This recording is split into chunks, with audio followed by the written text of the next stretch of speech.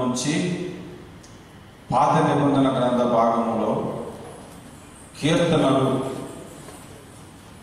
127వ కీర్తన మొదటి వచనము చదువుకుందాం. యెహోవా ఇల్లు కట్టించని ఎడల దాని కట్టువారి ప్రయాసము వ్యర్థమే. యెహోవా పట్టణమును కాపాడని ఎడల దాని కావలి కాయువారు మేలుకొని ఉండుట వ్యర్థమే. కళ్ళు మూసుకుని చిన్న ప్రార్థన చేసుకుని దేవుని వాక్యంలోనికి దృష్టి పెడతాం. పరిశుద్ధుడా, నీకు వందనాలు. సర్వాధికారి, నీకు కృతజ్ఞతాస్తుతులు స్తోత్రాలు చెల్లిస్తూ ఉన్నాను ప్రభు. ఇదిగో నేను చదవబడిన లేఖన భాగములో నుంచి సత్యమును మీరు మాకు బయలుపరిచి మా కన్నుల ఎదుట ఇదిగో నేను మీ సత్యమును బయలుపరిచి మా కన్నులో మీ వెలిగించమని ప్రార్థన చేస్తున్నాను. విన్నవారందరి హృదయములలో మీ వాక్యము చేత, గొప్ప సందేశము చేత హృదయములలో నాయన నెమ్మదిని కలుగు చేయని హృదయంలో మీ వాక్యము విషయమైన మంటను కలుగు చేయమని ప్రార్థిస్తున్నాను. ప్రతి బిడ్డను కూడా మీరు దర్శించి మా అందరితో మాట్లాడమని యేసు నామమున స్తుతిస్తూ ప్రార్థిస్తున్నాము తండ్రి. ఆమేన్, ఆమేన్.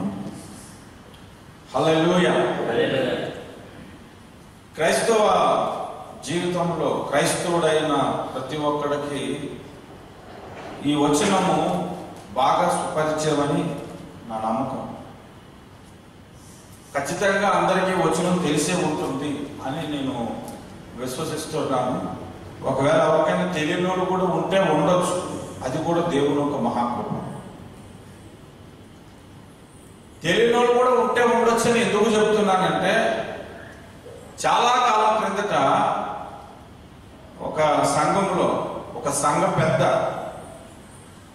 సంఘంలో పెద్దగా ఉండి సంఘంలో పరిచర్యలు చూసుకుంటున్న ఒక వ్యక్తికి కొత్తగా రక్షింపబడినటువంటి ఒక వ్యక్తి వచ్చి ఒక ప్రశ్న అడిగాడు.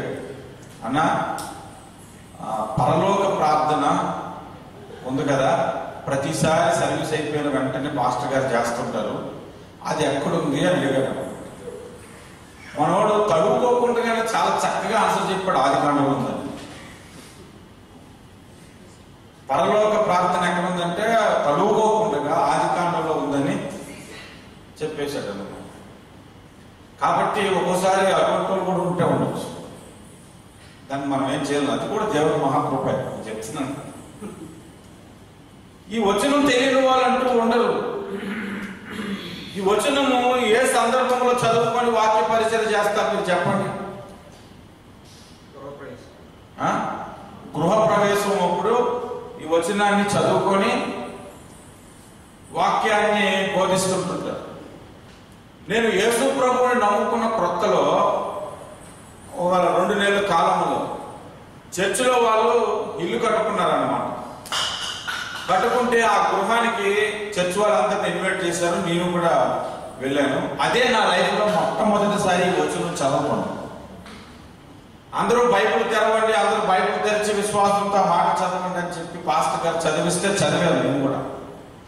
యెహోవా ఇల్లు కట్టించిన ఎడల దాని కట్టువారి ప్రయాసము వ్యర్థమే అనే వచనం చదివి పాస్టర్ గారు ప్రార్థన చేశారు. ఈరోజు మన సహోదరుడు ఇల్లు కట్టుకున్నాడంటే ఇది దేవుడు కట్టించిన ఇల్లు. దేవుడు కట్టకపోతే ఇల్లు ఎవరు కట్టుకోలేడు. ఈరోజు నువ్వు ఇల్లు కలిగి ఉన్నావంటే సహోదరుడు అది దేవుడు కట్టించింది అని బలంగా ప్రార్థన చేశారు. అప్పటికి నాకు అసలు ఇల్లే లేదు, సొంత ఇల్లు అంటూ మాకు లేదు. ఆ వచనం చూసిన తర్వాత ఈ దేవుడు ఎంత గొప్ప దేవుడు, ఇల్లులు కూడా కట్టిస్తానంటున్నాడు మనకి అని చాలా సంతోషం అనిపించి చాలా కాలం నేను కూడా ప్రార్థన చేశాను. ఆ వచనం, ప్రభువా నువ్వు ఇల్లు కట్టించకపోతే ఎవరు కడతారు నాయన, కట్టే ఒక ఇల్లు నాకు అని ప్రార్థన చేసుకుంటున్నాను. మొత్తానికి దేవుడు కృప చూపించాడు. ఇల్లు కట్టుకున్నాం. ఇల్లు కట్టుకున్న తర్వాత నేను సింగపూర్లో ఉన్నాను. ఇల్లు ఓపెనింగ్ అంతా ఇండియాలో జరిగిపోయింది. ఇంటి ఓపెనింగ్ రోజు జరిగిన ప్రేయర్ మీటింగ్, ఇల్లంతా కూడా మా అమ్మ టాయిలెట్లు మొత్తం అన్ని కూడా వీడియో తీసి పంపించింది. ఆ వీడియో చూసి నేను అనుకున్నాను కదా మా ఇల్లు చాలా పెద్దది అనుకున్నాను. తర్వాత వైజాగ్ వెళ్ళి ఇంట్లోకి అంతా అన్ని ఒకరు వస్తే ఒక అక్కడ ఆగిపోయాడు. మీ షిప్లో గ్యాంగ్ ఎక్కేటప్పుడు ఒకటి ఎక్కేతోడు ఒకటి ఆగిపోతారు కదా. హాల్లోంచి ఎవరైనా బయటకు పోతే ఒక బయట ఆగిపోతాడు. అంత పెద్ద ఇల్లు కట్టించేసింది మనం. కానీ వీడియోలో పెద్ద ఇల్లులా కనిపించింది. సరే, వీడియోలో కిందన చూసుకుంటూ వస్తే ప్రేయర్ మీటింగ్ ఉంది. పాస్టర్ గారు వాక్యం చెబుతూ అదే వచనాన్ని చదివి వాక్యం చెప్పారు. ఏ పాస్టర్ గారు వాక్యం చెబితే విన్నానో అదే పాస్టర్ గారు అదే వచనం మీద మా ఇల్లు ఓపెనింగ్ అయినప్పుడు కూడా ప్రసంగం చేశారన్నమాట. ఆ రోజుకి కొద్దిగా బైబిల్ చదివే అనుభవానికి కొంచెం వచ్చాను. అప్పుడు నా హృదయంలో వచ్చిన ఒక డౌట్ ఏంటంటే, యెహోవా ఇల్లు కట్టించని ఎడల కట్టువారి ప్రయాసము వ్యర్థం అన్నాడు కదా. అక్కడ నాకు వచ్చిన డౌట్ ఏంటంటే, భక్తిహీనులు, భక్తి పరులు రెండు గుంపులు ఉంటాయి. మనం బాగా ఆలోచిస్తే భక్తిహీనులకే ఎక్కువ ఇల్లులు ఉంటాయి, భక్తి పరులకి ఇల్లులే ఉండవు కొంతమంది. మరి దేవుడేంటి ఇంత అన్యాయస్తుడు? భక్తిహీనులకేమో పెద్ద పెద్ద ఇల్లులు కట్టించేశాడు. గంటల తరబడి ప్రార్థించి కట్టించు ప్రభా అన్న కూడా ఇప్పటికీ ఇల్లు కట్టుకోలేని స్థితిలో కొంతమంది ఉన్నారు. ఇది ఎక్కడి న్యాయం అబ్బా అనిపించింది నాకు మొదట. సరిగ్గా వచనాన్ని మళ్ళా చదవడం మొదలు పెట్టాను. సరే, అన్యజనులకి క్రైస్తవులకి పోలికెందుకు, క్రైస్తవులనే పెట్టుకున్నాం. క్రైస్తవుల్లో ఏదో భక్తి చేస్తున్నామంటే చేస్తున్నాం అన్నట్లు ఉండేవాళ్ళు ఉంటారు. భక్తిలో కాస్త లోతుగా పాతుకుపోయేవాళ్ళు కూడా ఉంటారు. కాస్త లోతుగా పాతుకుపోయినటువంటి వారు భక్తి జీవితంలో ఎక్కువ భక్తి జీవితం చేయాలి, ప్రార్థనా జీవితం గడపాలి, గ్రంథాన్ని చదవాలి, దేవుని గంటల తరబడి ఆరాధించాలి అనుకున్న వాళ్ళు కూడా ఇల్లు లేవు. ఏదో చర్చకు వచ్చాం, కాంక్ వేసామంటే వేసాం, పాట పాడామంటే పాడాం, అందరితో చెప్పడం కొట్టాం అని నామకార్థంగా జీవించే క్రైస్తవులకి మంచి మంచి ఇల్లు. ఆ విధంగా ఆలోచించినా కూడా యెహోవా వీళ్ళకి ఎందుకు ఎంత ప్రార్థన చేస్తే వీళ్ళకి ఇల్లు కట్టించలేదు అని నాకు డౌట్ వచ్చింది. నాకు ఏ డౌట్ వచ్చినా ప్రభు సన్నిధిలో మొదట ప్రార్థన చేసి ప్రభువుని ముఖాముఖి అడిగే అలవాటు. ఒక వ్యక్తికి ప్రశ్న అడిగితే ఎలా ఉంటుందో అలాగ ప్రశ్నల వర్షము దేవుని దగ్గర చాలాసార్లు కురిపించాను. ప్రభుని అడిగాను, ప్రభువా నీవు కట్టించకపోతే ఎవరు ఇల్లు కట్టకూడదు కదా. మరి అలాంటప్పుడు మరి భక్తిపరులకు ఎందుకు ఇల్లు కట్టించట్లేదు? భక్తిహీనులు అనేకులు మంచి మంచి ఇల్లు కట్టుకుంటున్నారు, మంచి మంచి ఆస్తులు సంపాదించుకుంటున్నారు. ఇంటి మీద ఇల్లు 3-4 అంతస్తులు కట్టేసుకున్న వాళ్ళు ఉంటారు. గంటల తరబడి ప్రార్థన చేసేవాడు పూరిలో ఉంటున్నారు అని ప్రభు అడిగితే ప్రభు చెప్పడు, రే ముందు వచ్చిన సరిగ్గా చదవటం నేర్చుకోవాలి. ప్రార్థన చేశాక వచనం చదివితే అప్పుడు నాకు అర్థమైంది ఏంటంటే, ఇప్పుడు దాని అర్థం చెప్తాను చూడండి. యెహోవా ఇల్లు కట్టించిన ఎడల ఇల్లు మీరు కట్టుకోలేరు అనలేదు అన్నాడు. అలాగే యెహోవా ఇల్లు కట్టించిన ఎడల మీరు కట్టుకోలేరు అని అనలేదు అసలు. యెహోవా ఇల్లు కట్టించకపోయినా ఇల్లు కట్టించుకోవచ్చు. యెహోవా ఇల్లు కట్టించినా కట్టుకోవచ్చు. అక్కడ అన్న మాట ఏంటంటే కట్టువారి ప్రయాసము వ్యర్థం అన్నాడు. అది ఇంకా అర్థమవుతుందని చెబుతుంది. ఇంకొద్దిగా మనం జాగ్రత్తగా ఆలోచించేద్దాం. వచ్చిన మేము కొల్లిపరలో ఉండేటప్పుడు ఒక ఇంట్లో రెంట్కుండేవారు. వాళ్ళు రెడ్డిలు, ఆ ఏరియా అంతా రెడ్డిలు ఉంటారు. పల్లెటూరులో మీకు తెలుసు కదా, మాలపేట, మాకిలిపేట, ఈ పెద్ద పెద్ద కులవాళ్ళంతా ఒక పక్కన ఉంటారు.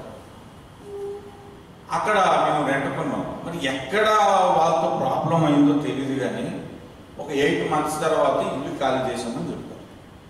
సరే, ఇల్లు ఖాళీ చేసాము. ఇంటి గురించి వెతుకుతున్నప్పుడు రోడ్డు మీద ఒక ఇల్లు కనిపించింది.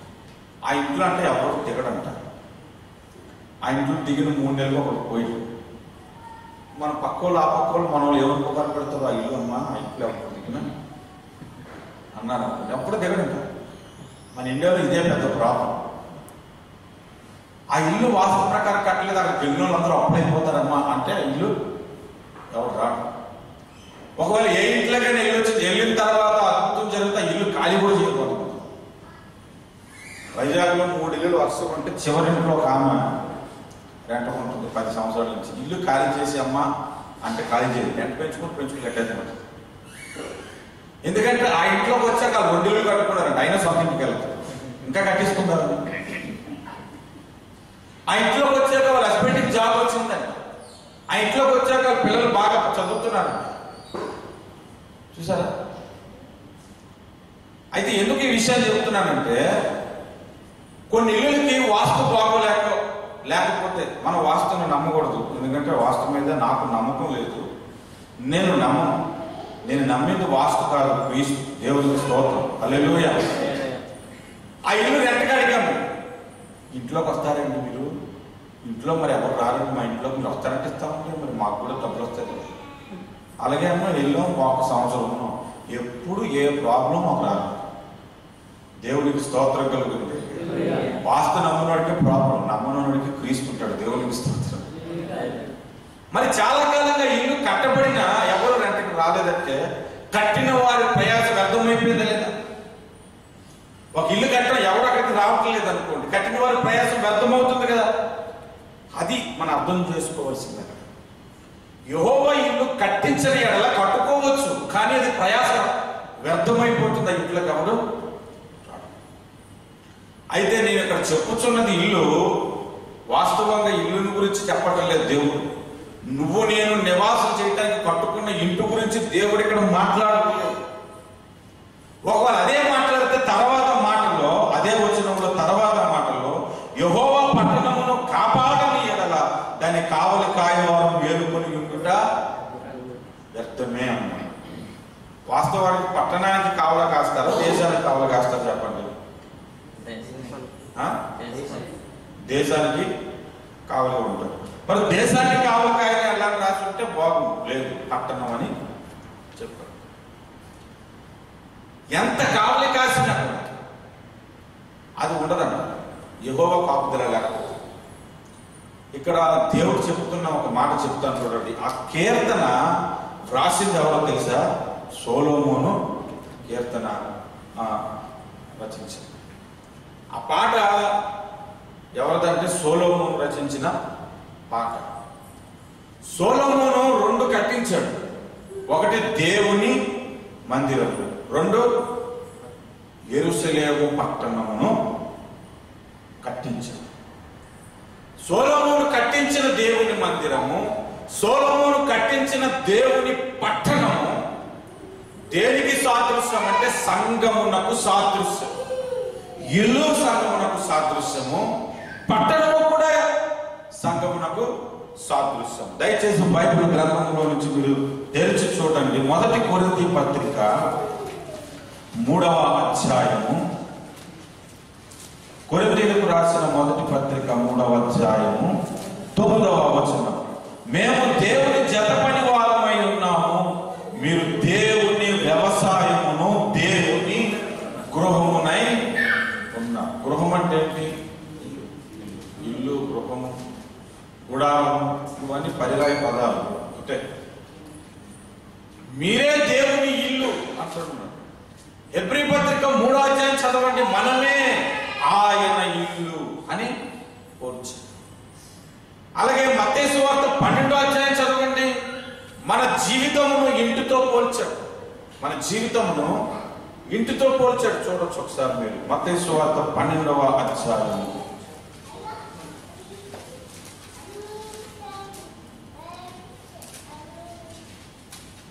43 నుంచి మనం చదువుకుంటే, అపవిత్రాత్మ ఒక మనుషుని వదిలిపోయిన తరువాత అది విశ్రాంతి వెతుకుచు నీరు లేని చోట్ల తిరుగుచుండెను. విశ్రాంతి దొరకనందున నేను వదిలి వచ్చిన నా ఇంటికి తిరిగి వెళ్ళేదని అనుకుని వచ్చి ఆ ఇంట ఎవరునూ లేక అది ఊడ్చి అమర్చి ఉండుట చూచి వెళ్ళి తనకంటే చెడ్డవైన మరి 7 దయ్యములను వెంట పెట్టుకుని వచ్చును. అవి దానిలో ప్రవేశించి అక్కడనే కాపులు ఉండును. అందుచేత ఆ మనుషుని కడపటి స్థితి మొదటి స్థితి కంటే చెడ్డదగును. అలాగే ఈ దుష్టతరము వారికి సంభవించున్నది. అక్కడ ఆ మాట మీరు గమనించారా? మొదట ఏమన్నాడు 43లో? అపవిత్రాత్మ ఒక మనిషిని వదిలి వెళ్ళిపోయిన తర్వాత అన్నాడు. 44లో ఏమంటున్నాడు? అది వదిలి వెళ్ళిపోయిన తర్వాత నేను వదిలి వచ్చిన ఆ మనుషుల దగ్గరికి వెళ్తున్నా అంటలేదు, ఆ ఇంటికి వెళ్తున్నా అంటున్నాడు. మనము ఒక ఇల్లు, మన జీవితం ఒక ఇల్లు. సంఘమును ఇంటిని గురించి ఆ కీర్తనలో మాట్లాడుతుంది. అలాగే పట్టణాన్ని కూడా సంఘముతోనే పోల్చాడు. ప్రకటన గ్రంథం 21వ అధ్యాయం, ప్రకటన గ్రంథము 21వ అధ్యాయం 9వ వచనం చూడండి. అంతటా ఆ కడపటి 7 తెగులతో నిండిన 7 పాత్రలను పట్టుకొని ఉన్న 7 దేవదూతలలో ఒకడు వచ్చి, ఇటు రమ్ము, పెండ్లి కుమార్తెను అనగా గొర్రె పిల్ల యొక్క భార్యను నీకు చూపెదనని నాతో చెప్పి. చూసారా, పెండ్లి కుమార్తె భార్య అంటే సంఘమును నీకు చూపెడతానని చెప్పి 10వ వచనంలో, ఆత్మవశుడనై ఉన్న నన్ను ఎత్తైన గొప్ప పర్వతం మీదకి కొనిపోయి యెరూషలేమును పరిశుద్ధ పట్టణమును దేవుని మహిమ గలదై పరలోకమందున్న దేవుని యొద్ద నుండి దిగువచ్చుట నాకు చూపెను అన్నాడు. అదే 21వ అధ్యాయం 2వ వచనంలో చూడండి. మరియు నేను నూతనమైన యెరూషలేము అను ఆ పరిశుద్ధ పట్టణము తన భర్త కొరకు అలంకరింపబడిన పెండ్లి కుమార్తె వలె సిద్ధపడి పరలోకమందున్న దేవుని యొద్ద నుండి దిగువచ్చుట. ఇక్కడ మనం గమనించవలసినటువంటి ఇల్లు, పట్టణము రెండు కూడా సంఘమునకు సాదృశ్యం. ఇప్పుడు ఆ వచనాన్ని మనం మొదట ఆలోచించిన రీతిలో ఆలోచిద్దాం. యెహోవా సంఘమును కట్టించని ఎడల కట్టబడుతుందా లేదా? కట్టబడుతుంది. యెహోవా ఇల్లు కట్టించని ఎడల కట్టబడుతుంది. మీరు కట్టలేరు అనట్లేదు, కానీ కట్టువారి ప్రయాస వ్యర్థమని. అలాగే యెహోవా సంఘమును కట్టించని ఎడల సంఘము కట్టుకోవచ్చు, కానీ ప్రయాస వ్యర్థమైపోతుంది. ఆ సంఘమును యేసే ఉండదు. అర్థమైంది? యెహోవా పట్టణమును కాపాడని ఎడల అనగా దేవుడి ఈ సంఘమునకు కాపుదల ఇవ్వకపోతే మనం కాపాడుకోవచ్చు, కానీ కావలి కాసి కూడా వృధా అయిపోతుంది. ఇప్పుడు మీరు ఆలోచించండి, లోకంలో చాలా సంఘాలు ఉన్నాయి. ఎన్ని సంఘాలు ఉన్నాయంటే, మా విశాఖపట్నం జనతాకుంలో మా ఇంటి దగ్గర ఉన్న రోడ్డు దగ్గర సండే మార్నింగ్ చికెన్ కొనడానికని రోడ్డు చివరి నుంచి చివరి దాకా నడిస్తే ఇటు నుంచి ఒక పాట, ఇటు నుంచి ఒక పాట, అటు నుంచి ఒక ప్రసంగం, అటు నుంచి ఒక సాక్ష్యం వినపడుతూనే ఉంటుంది. సంఘాలు ఎక్కువ, సంఘాల్లో ఆత్మ తక్కువ. మరి అక్కడ ఒక్క దగ్గర అంటే మొత్తం ఆంధ్రాలో ఎన్ని సంఘాలు ఉన్నాయి, విశాఖపట్నంలో ఎన్ని సంఘాలు ఉన్నాయి, మొత్తం ఇండియాలో ఎన్ని సంఘాలు ఉన్నాయి, ప్రపంచం మొత్తం మీద ఇంకెన్ని సంఘాలు, ఇన్ని సంఘాలు, వేలలో ఉన్న సంఘాలు, లక్షల్లో ఉన్న సంఘాలను, అన్ని సంఘాలను దేవుడు కట్టించడం లేదని కూడా అర్థం వస్తుంది. ప్రతి ఒక్కడు సంఘము కట్టుకుంటున్నాడు, కానీ దేవుడు కడుతున్నాడా అనేది పాయింట్. ఒకవేళ దేవుడు కట్టని సంఘము కూడా కట్టబడవచ్చు. ఆ సంఘానికి 100 మంది రావచ్చు, 2000 మంది రావచ్చు, 1,00,000 మంది రావచ్చు. వాడి ప్రయాస ఏమవుతుంది? వ్యర్థమైపోతుంది. అదే దేవుడు కనుక సంఘమును కట్టిస్తే ఆ సంఘానికి 2 రాని 3 రాని ఆ ప్రయాస వ్యర్థము కాదు. అందుకే నేను చెబుతాను ఎప్పుడు కూడా, దేవుడు సంఘములో ఎంతమంది ఉన్నారనేది చూడడు, ఆ సంఘం యొక్క సత్తువను చూస్తాడు. హల్లెలూయా. ఆ సంఘం ఉన్న మాట ప్రకారం కట్టబడుతుందా లేదన్నది చూస్తాడు. దేవునికి స్తోత్రం. హల్లెలూయా. ఇప్పుడు మీకు వాస్తు గురించి చెప్తాను, అసలైన వాస్తు గురించి. ఏం వాస్తు చెప్పండి? అసలైన వాస్తు. ఎవరైనా ఇల్లు కట్టించుకున్నారనుకోండి, పురోహితుడినో బ్రాహ్మణునో వాళ్ళని పిలిచి, అయ్యా ఇల్లు కట్టుకున్నాడు అమ్మా, అటువైపు స్టవ్ పెట్టుకోవాలి, వంటగది అటువైపు పెట్టుకోవాలి, ఎందుకంటే అగ్నిదేవుడు అటువైపు ఉంటుంది. అష్టదిక్పాలకులు ఉంటారంట. అష్టదిక్పాలకులు అంటే 8 మంది పాలకులు ఉంటారంట. అగ్నిదేవుడు అటువైపు ఉంటారు కాబట్టి అటు సైడ్ అగ్ని పెట్టుకో. అలాగే నీటి దేవుడు ఒకడు ఉంటాడు, ఇటువైపు పెట్టుకోవాలి, ఇటువైపు ట్యాంక్ ఎప్పుడు పైన కట్టుకుంటే ఎటు పడితే అది కట్టుకోవాలి, ఇటు పక్క కట్టాలి, ఇటు పక్క కట్టావు అనుకో అంతే, సర్వనాశనం అయిపోతాను. ఆ నమ్మకంతో ఇంటికి వచ్చింది ₹1 పోయినా అది కట్టడం అందుకే రోగం మీద. ఆ వాస్తవం నేను నమ్మటలేదు, కానీ క్రీస్తుని గురించిన ఒక మాట చెప్తాను. సంఘమును ఇంటిని కట్టేటప్పుడు మాత్రము దేవునికి ఒక ప్లాన్ ఉంది. ఆ ప్లాన్ ప్రకారంగా సంఘమును నిర్మించాలి. హల్లెలూయా. దేవుడు చెప్పిన ప్లాన్ లోని కట్టలేకపోతే ఒకవేళ మనం కట్టుకోగలిగితే కట్టేసుకోవచ్చు సంఘము, కానీ కట్టువారి ప్రయాస వ్యర్థమైపోతుంది. హల్లెలూయా. చాలా మందికి 10 ప్రసంగాలు తెలుస్తాయి, నాకేంటి ఈ ప్రసంగాలు తిప్పి తిప్పి కొట్టి కూడా నడిపించవచ్చు అనుకుని సంఘం కట్టేస్తాను. తెలుసా మీకు? నేను చాలా మందిని చూశాను.